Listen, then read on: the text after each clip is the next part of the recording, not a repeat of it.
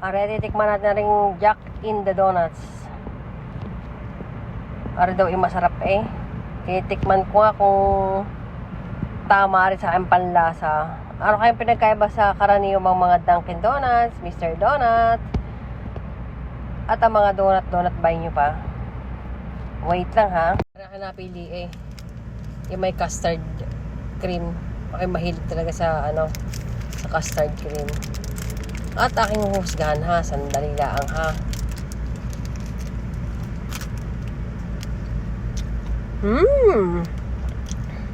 Super sarap nga. Nako, yari ako nito. Pag ari na ibigan ng aking anak,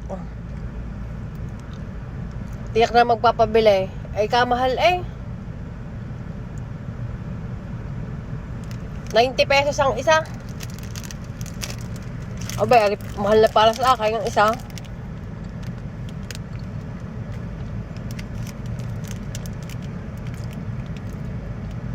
Gawa ng natitikman ko lang naman sa amin ay mga kalihim, mga pandesal, mga mamon, mga paborita. Oh.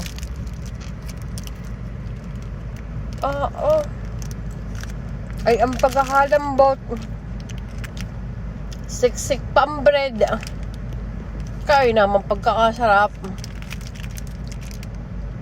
Kakainin ko kaya lahat.